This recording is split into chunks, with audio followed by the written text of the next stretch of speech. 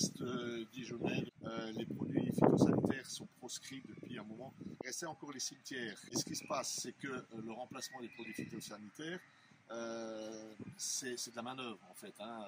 Arracher les mauvaises herbes à la main, ça représente énormément d'heures de travail, donc forcément un coût pour la commune. Cherchons des économies et en même temps, on a une augmentation de charges liée à un certain nombre d'opérations.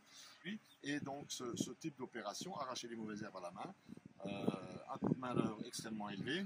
Donc, on a cherché une solution pour limiter ce coût. Et une des solutions consiste à engazonner les allées de cimetières, donc, ce qui donne un aspect donc, finalement assez joli. En revanche, on va économiser énormément d'heures de travail dans l'enlèvement des mauvaises herbes à la main, donc avec une équipe municipale qui passe beaucoup d'heures.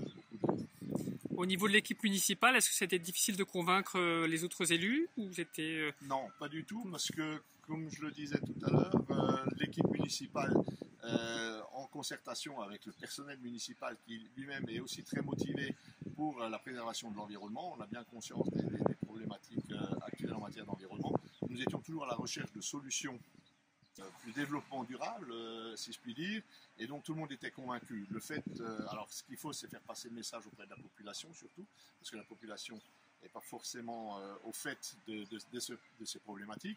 Certains vont peut-être trouver curieux qu'on mette du gazon maintenant autour des tombes, mais il va falloir qu'on communique sur le sujet, parce qu'en définitive, au niveau esthétique, ce sera tout aussi joli que le gravier actuel. Et puis, donc, comme je disais, c'est une économie de charges importantes pour la commune, donc pour les impôts également des citoyens.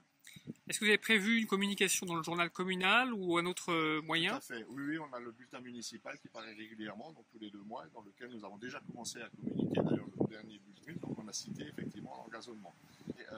Cette opération pour le cimetière ici revient à 3 087 €, donc subventionné à hauteur de 80% par la région.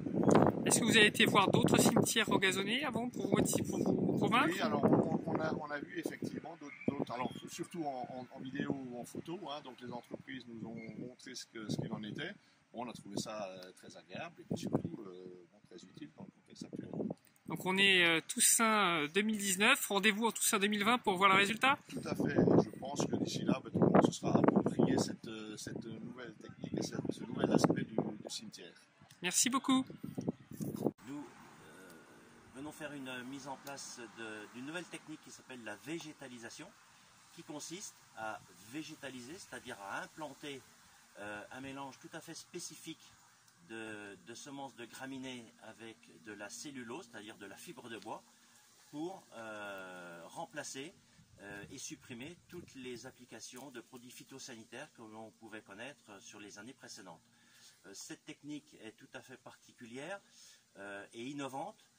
Les premiers essais ont eu lieu en 2011 sur les allées sablées de Quetigny. Donc nous avons quand même malgré tout maintenant suffisamment de recul avec cette nouvelle technique. Et nous réalisons maintenant sur cette année environ une bonne vingtaine de cimetières sur Dijon et la région dijonnaise. Au niveau de la technique, les semences employées, c'est des semences spéciales?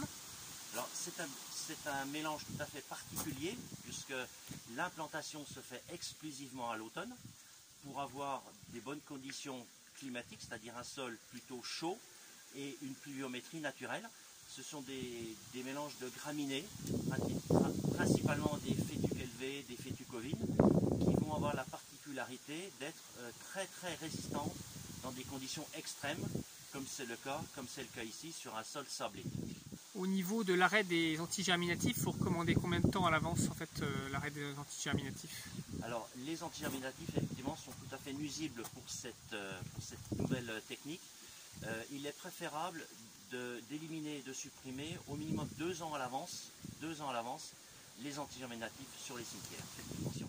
Au niveau du matériel employé, donc c'est une machine qui projette le mélange.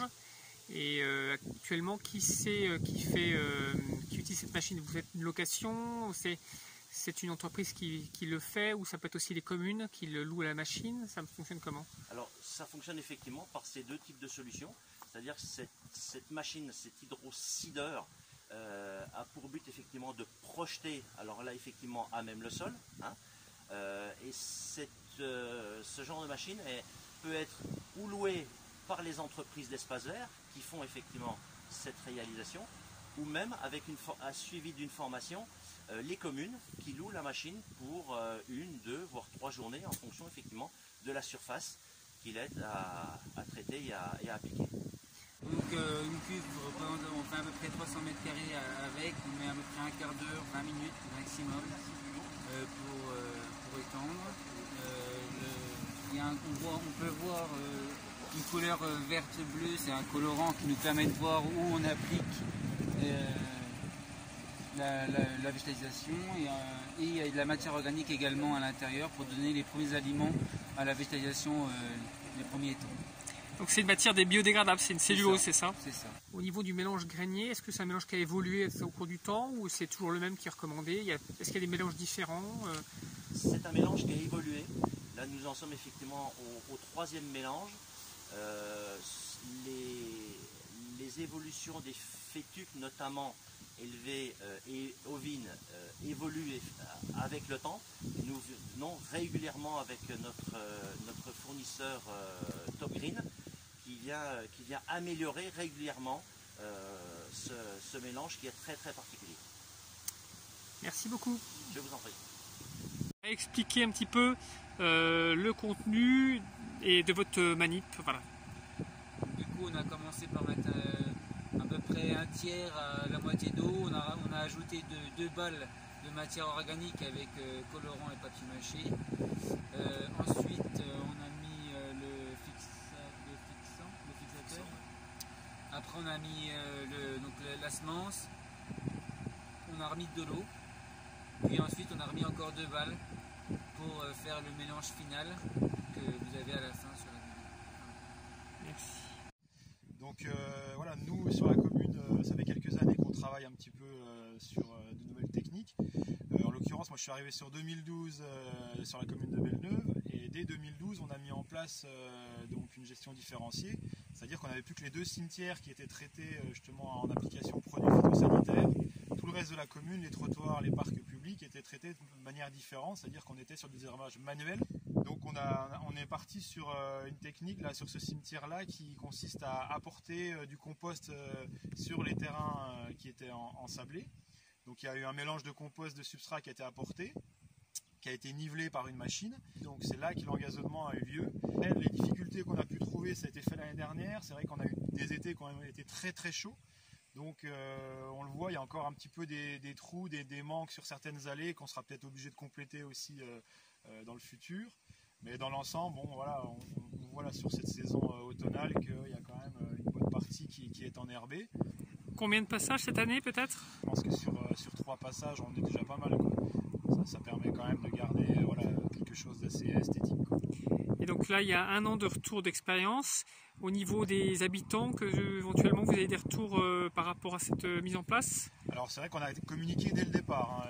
Je vous dis, comme ça fait donc presque 7 ans déjà que sur la commune, les zones s'enherbent régulièrement. Un projet comme ça, c'est vraiment la partie communication qui pour moi va être 50% de la réussite du projet aussi. Et donc du coup on n'a pas eu beaucoup de gens récalcitrants à cette démarche. Le coût des travaux était de combien à peu près? Alors, le coût des travaux, on était à peu près sur un budget similaire au cimetière de l'autre côté qui est fait sur une autre technique. On était environ entre 3 et 4 000 euros TTC pour la surface totale avec la main d'œuvre.